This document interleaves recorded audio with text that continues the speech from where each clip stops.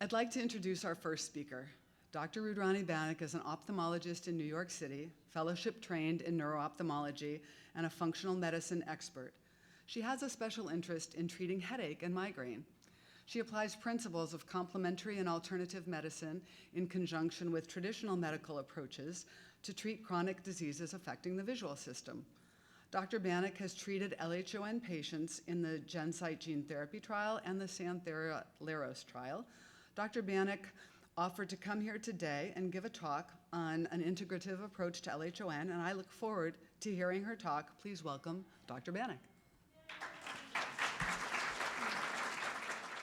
Well, thank you so much, Lissa, for that kind welcome, and also I wanted to thank the steering committee for inviting me to speak. It's really, truly a pleasure to be here. I've already met some of you, and I hope to meet more of you. It's wonderful to hear your enthusiasm for learning more about LHON and improving things. So I just wanted to first mention that, so I first met Lissa about, I think it was about 4 years ago at a neuro-ophthalmology conference, and she was just so passionate about this condition. And she's a force to be reckoned with. I mean, it's amazing what she's done for this community. She's built up, this conference from scratch, pretty much single-handedly until now. Now she has more assistance, but it's really amazing what she's done. And also the Facebook group. I think now there are over 4,000 people in the Facebook group, which is truly an incredible achievement. And as a neuro-ophthalmologist, I also want to say thank you to Lissa because she's really been an incredible resource. Absolutely. She's been an incredible resource for us as physicians taking care of this disease, helping to steer patients our way to get them in the clinical studies and to really do what's best for everyone. So I really appreciate all your help. Okay, so today I'm going to be talking about an integrative approach to LHON, but I do want to just start off with some disclosures. So I do have research support from several organizations. As you can see, there is Santhera as well as GenSight Biologics. But what I do want to mention is that I have another disclosure that I want to mention. So what I'm going to be talking about today is different than the research that I do. So yes, I do the clinical trials, I enroll patients, I take care of LHON patients in studies, but I also use a different approach, which is an integrative approach to general health. So not just vision health, but also general health. And that's actually what Lissa asked me to come and speak about today, because I think that in this community, there's definitely a thirst for knowledge, and if there's any way you can try to improve either your vision or your general health, and if it's nothing that's going to hurt you, then why not try and do it? So my disclosure is that what I'm going to be talking about today with respect to nutrition and lifestyle has not been clinically proven in LHON. It has been proven in basic science research, it's been proven in animal studies, it's been proven in some human studies, but it has not yet been applied to LHON or proven in LHON. But I think that definitely there are some principles that we can take from what's already been done, that's been published, that we can apply to the specific conditions. So with that, I wanted to start off with some definitions. So first of all, I'm talking about an integrative approach. Has anyone heard of integrative medicine? Is anyone familiar with it? Just want to get okay, so a few people. All right, so I thought I would start out with some definitions. So what is integrative medicine? So there are actually kind of two different types of approaches that I should mention. So integrative medicine means in addition or as an adjunct to traditional Western medicine. Okay, so it's with medicine. It's with the traditional medical and surgical approaches that we use as physicians. Alternative means in place of or a substitution for traditional Western medicine. So what I truly do focus on is integrative. I try to, if some of my patients wish to pursue alternative methods, that is okay, but I'm not a strong advocate for those types of methods because I think it should be done in conjunction. Now, that being said, integrative, there are some synonyms for integrative. So complementary is a synonym for integrative. Some of you may actually know that there is a National Center for Complementary and Integrative Health. So it's actually an organization as part of the NIH, which supports research in this. So it is being recognized as more mainstream There is definitely a lot more development going on in terms of scientific evidence to back some of these approaches. Now, within integrative, there are many different other branches of integrative health. So there's functional medicine, there's traditional Chinese medicine or TCM, there's acupuncture, which is some people believe is a form of TCM, there's Ayurvedic medicine, and there's also energy medicine. Now, I don't know if any of you are familiar with any of these terms, but what I focus on is the first one, is functional medicine. And so what I'm going to be talking about really during the rest of the talk is my integrative/functional approach to patients with LHON. So instead of integrative, let's replace that by functional medicine. Okay. So now you may ask, okay, what is functional medicine? So it is an approach to health which is based on the entire body. It's not just taking an organ and seeing what the symptoms and signs are within that organ. It's really trying to be very holistic about it. And all of our organs should be in balance. And illness or disease occurs when their organ systems get out of balance. And the goal of functional medicine is to restore the balance to the organ systems and get them to work together in concert. So in medical school, we're taught basically that there are all these different organ systems. There's a digestive system, the musculoskeletal system, the circulatory system, the immune system. We learn about all of these different systems, and some doctors specialize in each of these individual systems. But what functional medicine tries to do is it tries to bring everything together. We do what's called a root cause analysis. So if there is imbalance going on in the body that's leading to disease, where is that imbalance coming from? And we try to identify the imbalance, and then we try to correct it. So for example, is there a nutrient deficiency that may be causing a constellation of symptoms and causing loss of function and disease? Or perhaps there's a toxin somewhere in the body that's contributing to disease. Or perhaps it's something else in the environment that's contributing. So that's what functional medicine is about, is going very deep to try to figure out where is the imbalance or disease stemming from. Now, because of this, every person is an individual, so a functional medicine is truly an individualized approach. No two people are the same. No two people with LHON are the same. So we try to look at all the different factors that may be contributing to their circumstances. And the other important thing with functional medicine is it's really rooted in healthy nutrition. First and foremost, is healthy nutrition is very important. And then other healthy lifestyle choices are also very important. So I'm going to be talking about those in just a few minutes. And the goal of functional medicine is to promote health as a positive vitality. It's not just simply the absence of disease. We want people to be healthy, enjoy life, and live life to their fullest. That's really the goal as a functional medicine practitioner when I work with a patient. So that all being said, now let's talk a little bit about how health is kind of determined and some of this root cause analysis that I had mentioned. So most of us are not born sick. Most of us are born healthy. Even though we may have genetics that may predispose us to a disease, we may not have the disease earlier on in life. So yes, genetics is an important component of health. Sorry, is there a pointer here on this? Oh, here we go, sorry.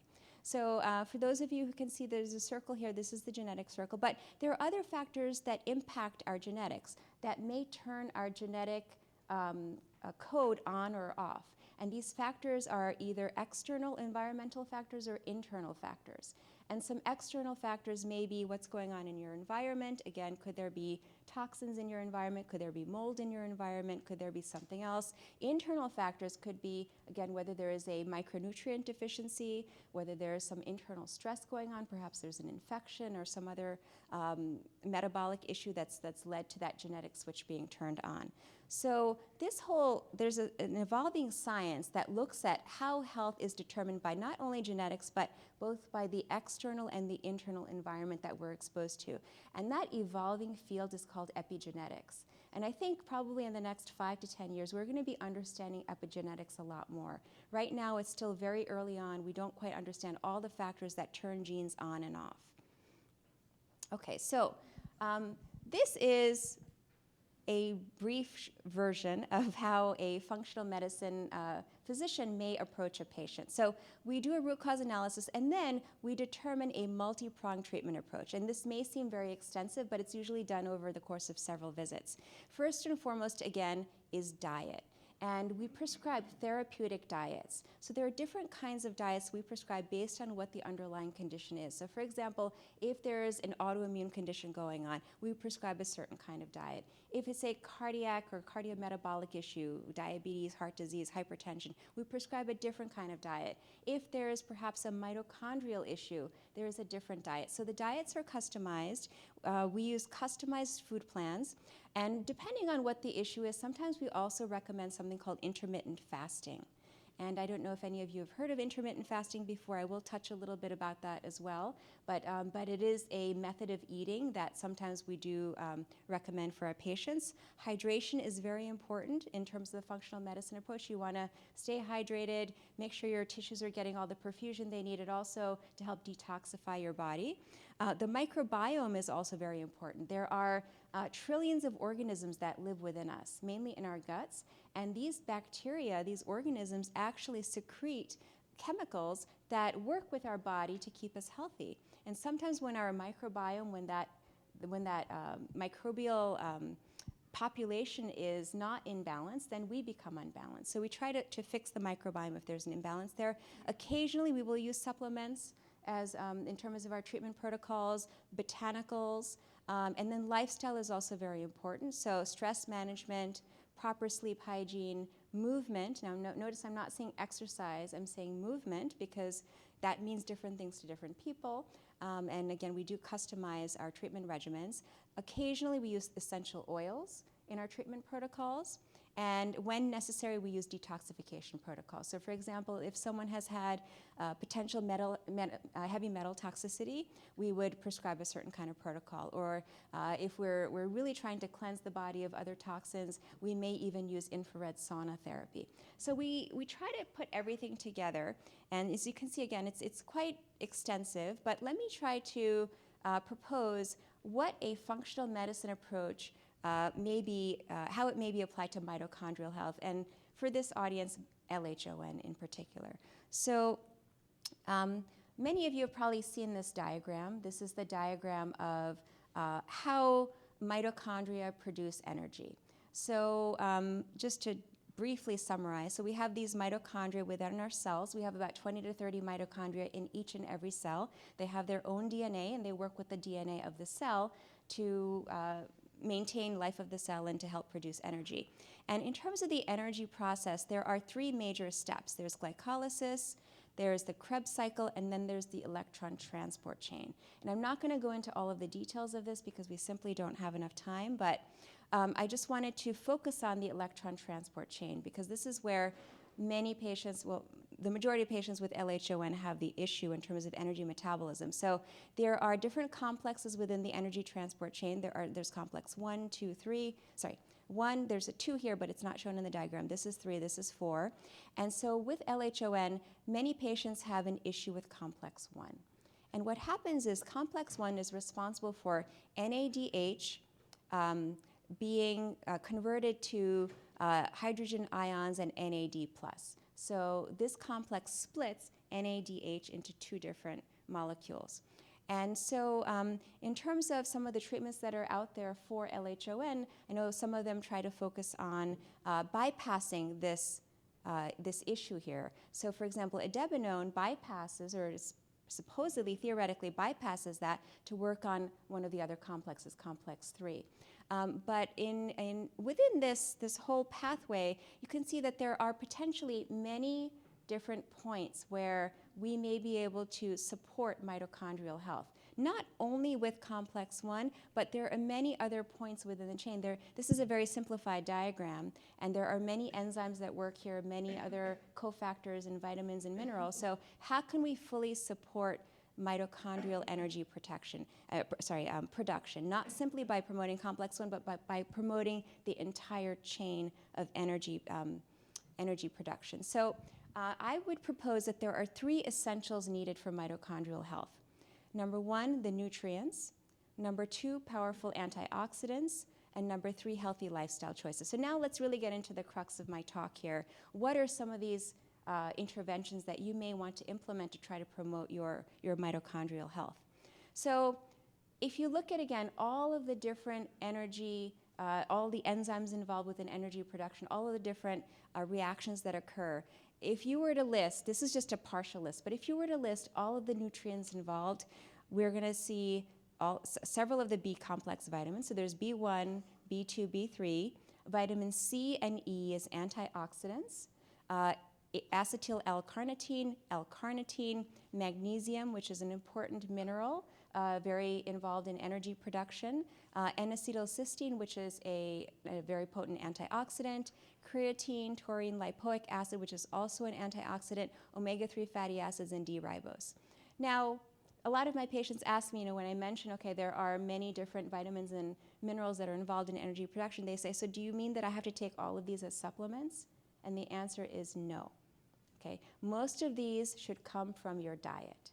They should be coming from food sources. And yes, occasionally supplementation is necessary. So now let's talk about what kind of diet can you implement, can you begin to try to provide you with all of these various vitamins and minerals.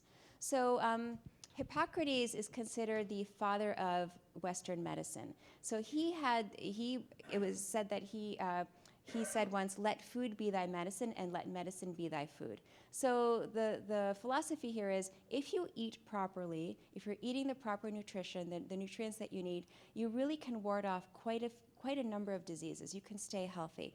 So based off of that, I use for my patients, I use something called the mitochondrial diet. Now, has anyone heard of the mitochondrial diet before? Some people possibly? Okay. So this is a diet which is very common in the functional medicine world. I use a modified mitochondrial diet for my patients with LHON. So I'll go through what some of the general principles are. Unfortunately, because of the interest of time, I can't necessarily go through all of the details, but we'll talk a little bit more about that at the end of the talk. So the diet is intended to promote energy production, and basically it's a modified ketogenic diet. And you may have heard the keto diet. It's very common now. It's really touted as a weight loss diet, but it has many health benefits. It's actually used for some neurodegenerative conditions like Parkinson's, Alzheimer's. So the ketogenic diet basically tries to limit the amount of carbohydrates and to try to use healthy fats for fuel. So you may be burning fats, or you may be having healthy oils that you digest that will be used for fuel. So basically, the goal is to use fats for fuel rather than glucose. And this makes the Krebs cycle, the whole energy pathway, actually much more efficient. And so that's a main kind of focus of the mitochondrial diet. But then there are other parts to the mitochondrial diet. I mentioned healthy fats. So what kinds of fats are healthiest? Well, the healthiest fats are medium chain triglycerides. Okay, so for example, olive oil, avocado oil, other types of not vegetable oils, not corn oil, not canola oil, but those other types of oils which have these medium chain triglycerides. The other major aspect of the mitochondrial diet is that the glycemic index is very low. So basically, it's low in simple sugars. And yes, it does include complex carbohydrates, but not to a significant degree. So you also want to, you can have complex carbohydrates, but limit the amount of complex carbohydrates. Most of your energy should be coming from healthy fats and proteins. Okay, so moving on. In some cases, for certain patients, I do also recommend as part of the mitochondrial diet to be as gluten-free as possible. I am not saying to be completely gluten-free, but limited gluten. And the reason is because there have been studies that show that gluten can cause reactions within the brain that actually can cause neurodegeneration. And there's a wonderful book out there called The Grain Brain by David Perlmutter. I don't know if any of you have heard of that book or read that book, but it's a wonderful book, and he actually goes through the science of how gluten digested within the gut, it doesn't digest well actually, and it causes inflammation that ultimately reflects within the brain and our cognitive function. So that being said, gluten-free, low grains, you can have some grains, but low grains, and anti-inflammatory. And what anti-inflammatory means is that, so many of us, in America, we eat something called the standard American diet or the SAD diet. Many of us eat eat processed foods. We have a lot of sugar in our diet. So what I mean by anti-inflammatory is to limit the amount of processed foods that you're eating and to limit the simple sugar intake. Okay, so those are the mainstays of the mitochondrial diet. Now, if you were to look at this, kind of, if you're trying to decide what you're going to have to eat, this is the general recommendation. So what you do is you have your plate, you fill up half of your plate with healthy fruits and vegetables. Now, I shouldn't say healthy. Most are healthy, but there are some fruits that have a high glycemic index. So if you're going to choose fruits with a lower glycemic index and fill up half of your plate with those. Now, you're also going to include proteins. So here you see some egg, there's some meat, there is some cheese, there is some legumes, which also can be high in protein. And then, so that should be about a quarter of your plate, and then another quarter of your plate should be whole grain foods. And again, you want to limit the amount of grains and even complex carbohydrates in your diet. So I don't know if you can see here, some of you may be able to see if you're sitting up close, but there's some quinoa here, and there is some whole grain pasta here as well, whole grain bread as well. So this is what your mitochondrial diet should look like. Now you notice there's also water. Okay, so going back to hydration. Many of my patients ask me, how much should I be drinking every day?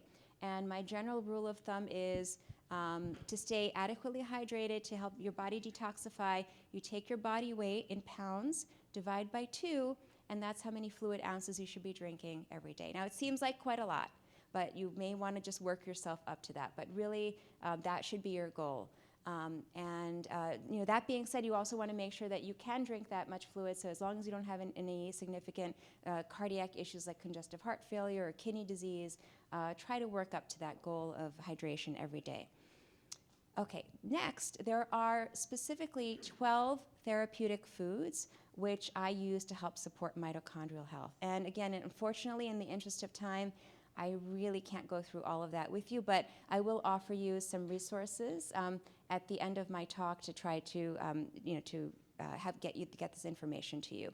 I had mentioned before intermittent fasting or caloric restriction. Now, some people think that this is synonymous with a ketogenic diet, but it is not. It's an adjunct to a ketogenic diet. So what intermittent fasting means is that you only eat for certain hours a day. And for some people, that means doing a 12-12 schedule. So you eat for 12 hours and you fast for 12 hours. For some people, that means doing an 18-hour fast. And what that does is it's actually been scientifically proven to help increase the number of mitochondria. So what you're doing is you're mimicking a fasting state. So the body goes into a fasting state, and the body gets a signal, okay, there's not enough energy. We need to increase the number of mitochondria in our cells. So that's the philosophy behind doing intermittent fasting. And doing that, usually just coincidentally, most people also have caloric restriction. So this is not a weight loss diet. I just really want to emphasize that. Though many people have lost weight with this diet, it's not intended to be a purely weight loss diet. Okay, so moving on. So we're going to talk about 2 more topics, antioxidants and lifestyle, and I have about 7 minutes to do all of that.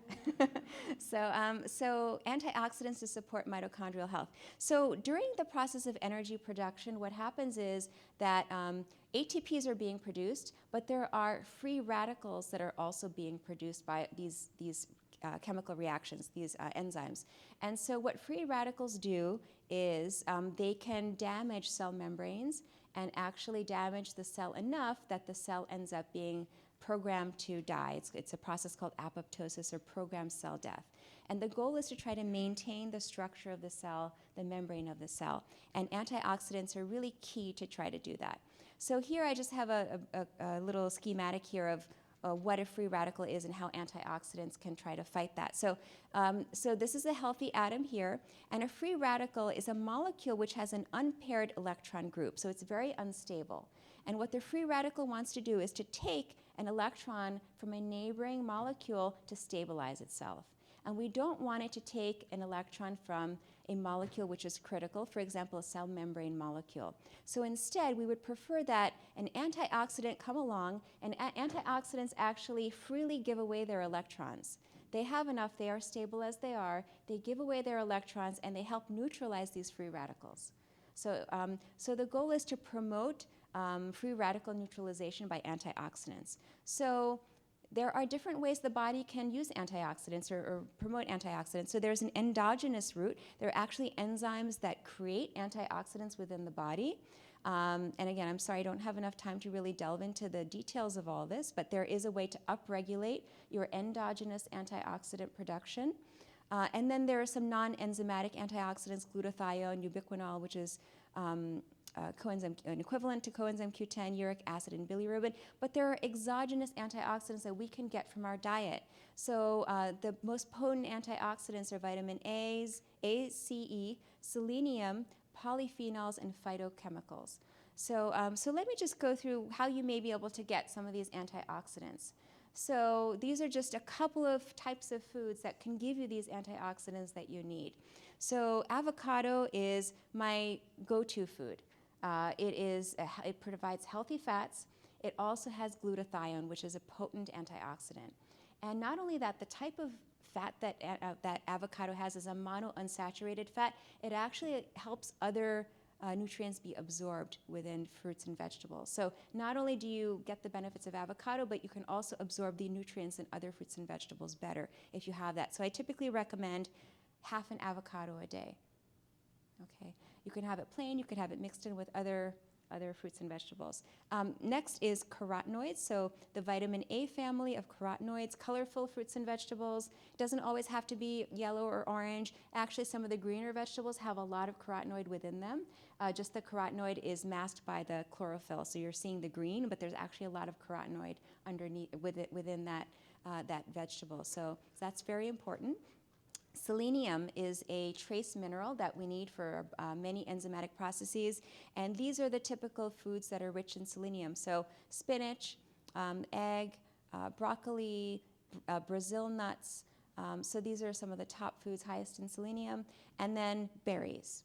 And berries have polyphenols, which are also very good as antioxidants. So I usually recommend trying to have half a cup of berries a day or a full cup of berries a day.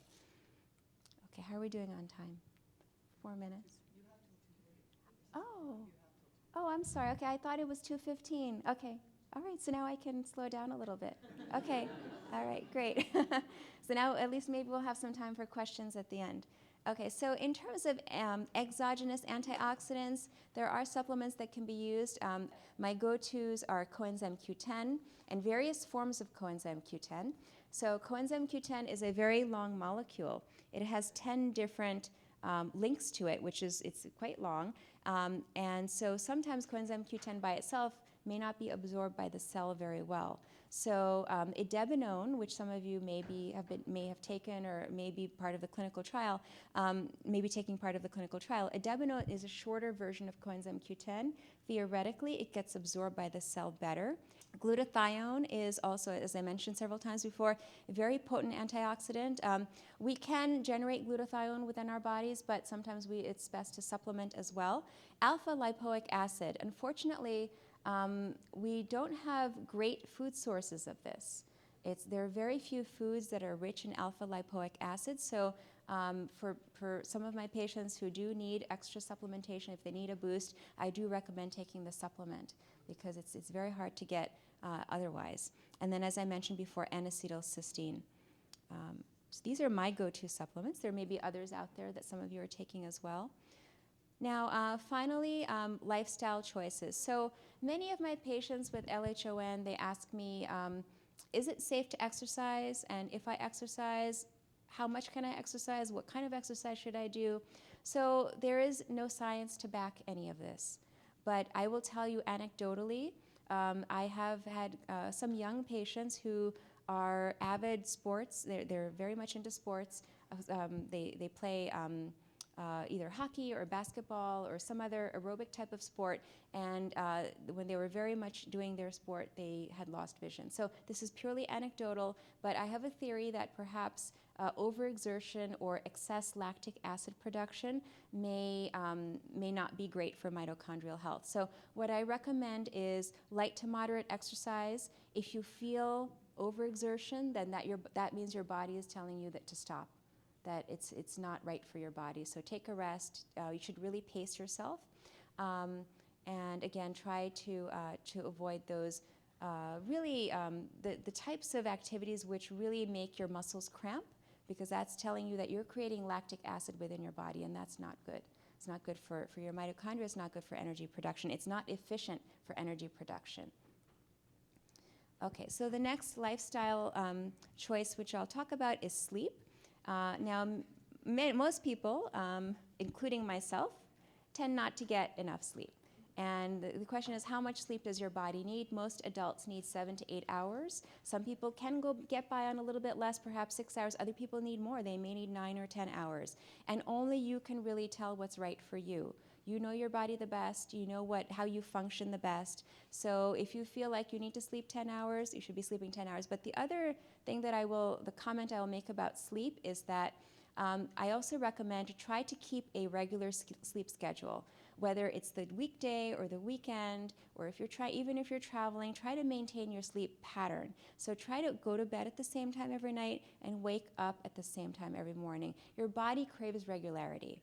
We're built that way. We have a built-in circadian rhythm. So don't try to fight that circadian rhythm. Try to keep your regular sleep pattern. And sleep is very restorative. And when we're sleeping, our body regenerates itself. It helps to build new cells, hopefully build new mitochondria. So let your body do that. Really try to focus on sleep.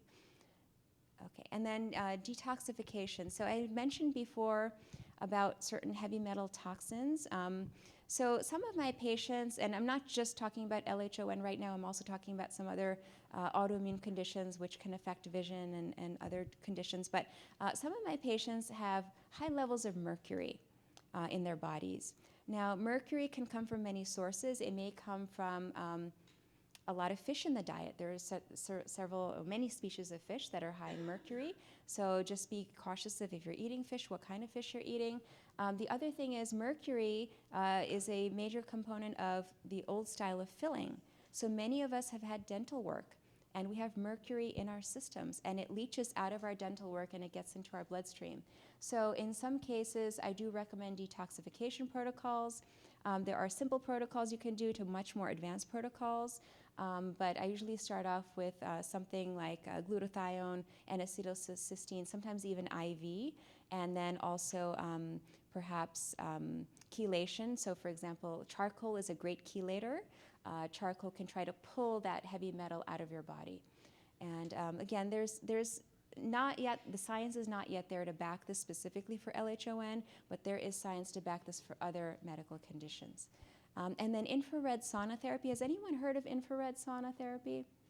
So this is also kind of gaining acceptance within health and wellness circles. So infrared sauna is basically long wavelengths of light, and it's the other spectrum than UV light, so it's not going to cause you skin damage, it's not going to cause you risk to your vision, it's not going to lead to skin cancer, but they're long wavelengths of light, and what they do is they stimulate our cells and they make us sweat. These wavelengths make us sweat. So most people, they do an infrared sauna 20 to 30 minutes a day. There are centers you can go to. Some of my patients actually purchase the infrared sauna. They have it in their home. And they do this on a daily basis. They make this part of their routine to do this. And again, the point of this is to perspire and to perspire out a lot of those toxins that are deep within your cells and muscles. Okay. So let's see. I had mentioned intermittent fasting, so I don't think I need to. Does anyone have any questions about this? I think I've gone through it before because I thought I was short on time. But okay. All right, so we're almost getting to the end here, okay? So stress management is a very important part of healthy lifestyle choices. Now, we all have stress in our lives. It's almost impossible to live without stress. But the key is, how do you manage that stress? What can you do to try to relax yourself, to try to keep your cortisol level at a lower level so it doesn't affect you in a negative way? So there are different modes of stress management. Some of my patients, they choose to meditate, but meditation is not for everyone. Some patients don't know how to meditate, so there are resources that I provide them with. There are apps that you can use to help you guide you through meditation, and once you get comfortable with a guided meditation, then you can do your own meditation. But this has actually been shown in clinical studies to help reduce stress.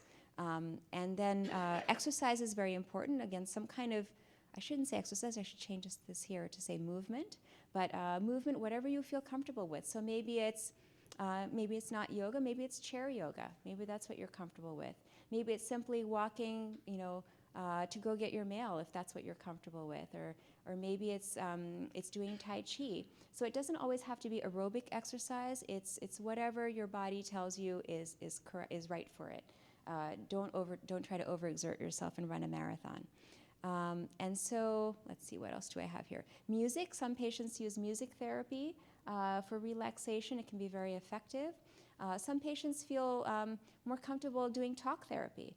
So actually speaking with somebody and to try to voice some of your stressors and try to find solutions to how you can reduce your stress. So that can be effective. Simply being out in nature can really help in terms of reducing stress levels and improving high cortisol levels. And picking up a new hobby, that's oftentimes very rewarding and helps to reduce stress. So these are all different ways that you can try to reduce stress. So I know I did present a lot of information here today, especially with the diet. So what I would suggest is I have a guide which goes through some of my recommendations. So I think that there were some cards that were supposed to be distributed. Okay. If you are interested in getting the guide, this is a free guide. My office will email you 3 ways to support your mitochondrial health. Please fill out the cards that are being circulated. So please put your name and your email, and if you'd like, you can even put your telephone number. And there are some check boxes. If you need some assistance, we can help you fill that out. But if you would like the guide sent to you via email, please fill that out. And for those of you who would like to go further, because when Lissa and I were planning, my coming here, I had requested. She said, "Oh, how long would you like to speak?" And I said, 2 hours. And she said, "Well, that won't be possible." So I said, "Okay, can you give me an hour?" And she said, "Even that's going to be tight because we have quite a few other speakers." So I said, "All right, whatever you can give me." So I was planning on 30 minutes, but fortunately I got 45 minutes. But what we had planned was if anyone would like to go deeper and take a deep dive into a functional medicine approach for improving your mitochondrial health, I am offering an online course. And so this course will be held via webinar. There will be 3 sessions, 3 modules, each approximately an hour to an hour and 15 minutes long.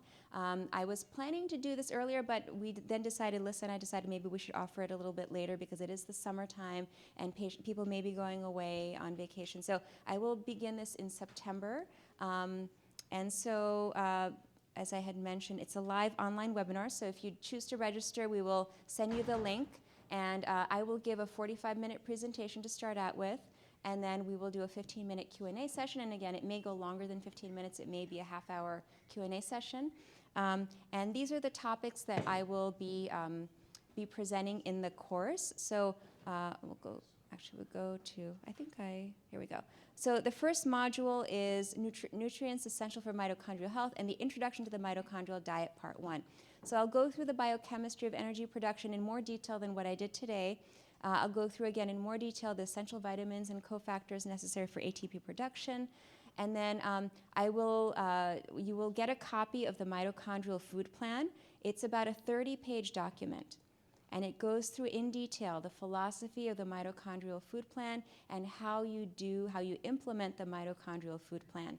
And it will go through what the 12 therapeutic foods are for mitochondrial health. And along with that, you will get a weekly meal planner. So what do you eat? Breakfast, lunch, dinner, snacks in between. What should you be eating? And then along with that, there is a companion recipe book. And I think there are right now I have about 30 recipes in that book, which are optimized for mitochondrial health. So we can go through this together. If you choose to take the course, we will go through this together. I will have a private Facebook group so you can all share your experiences doing the mitochondrial diet. We can share thoughts about the recipes, what works, what doesn't work for people. And for those of you who also want to do intermittent fasting, I'd actually be willing to do this all with you. So if you're interested, we can do it as a community and do it together. So that's Module 1. Now let me just go through. Okay, Module 2 will be actually, this kind of goes into Module 1 to Module 2 are combined, but go through, there's a specific shopping list that you need for the mitochondrial diet, and then as I mentioned, the weekly meal planner, the recipes, and then how can you promote your own body's production of endogenous antioxidants.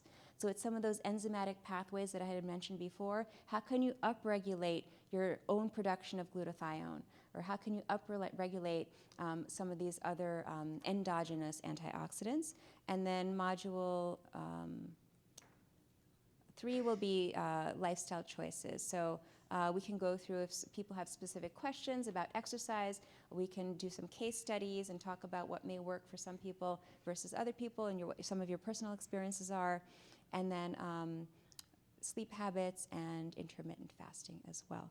So going back here, I just do want to leave just a few minutes for questions. If you're interested in the course, please check off the box on the card that you received, and we will send you information on that.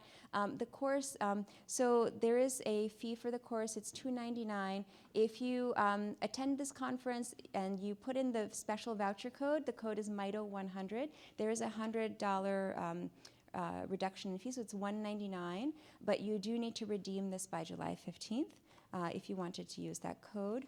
And I think with that, one last thing before I open it up to a couple of questions. I also have, this is not just for LHON patients, but just for my general patient population who's interested in nutritional lifestyle approaches to better vision and brain health.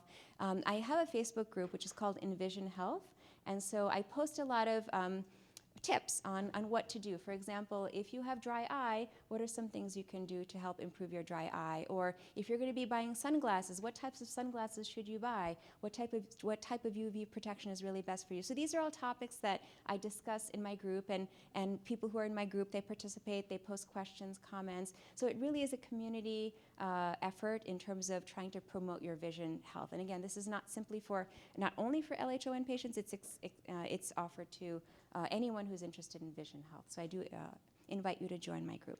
So I think I am finished with my presentation. I'd like to open it up to any questions. There is always talk about vitamin B12 and what kind is mitotoxic, what kind isn't mitotoxic, how do you take it? Some people say, no, it's okay. There's a lot of, different opinions about B12. Can you talk to that as far as mitochondrial? Sure. So one thing I didn't mention is that for my patients, I do sometimes order laboratory testing. And for patients with mitochondrial dysfunction, I do find that it's important to check for another genetic mutation called MTHFR. Which stands for methyl tetrahydrofolate reductase. And for patients who have that specific mutation, they may not be able to metabolize the B12 properly. So sometimes they need methylated B12. They may even need methylated folate. And so prior to making a recommendation about what type of B12, first of all, if they should be taking B12 and what type of B12 they should be taking, that is something that I typically do. That Yes. we are told as, people with LH1 to stay away from B12, the cyanocobalamin type. Because it could be toxic? Yes. And we are, so it's, you have to find vitamins and foods and things that don't have that in there. And then the other kind, I don't know the full name, but it's the other one. It's the methyl. Methylcobalamin is better. So, but there's always a lot of talk about that sometimes in our Facebook groups about B12. So again, I would consider testing my patients for the MTHFR mutation. If they have that mutation, then recommend the methylated version. Rather, I don't know if the cyanocobalamin is toxic. That I don't know. That I can't answer, unfortunately. Right. Oh, thank you. So one more question. Right here. Yes. Hello. Just curious, and I was thinking about it with the diet. Where do things like alcohol and caffeine fall into all of that in the mitochondrial diet? So limited, limited to none.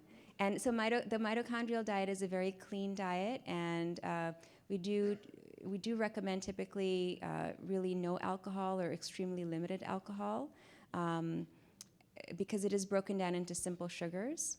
and that's something we try to avoid for that reason.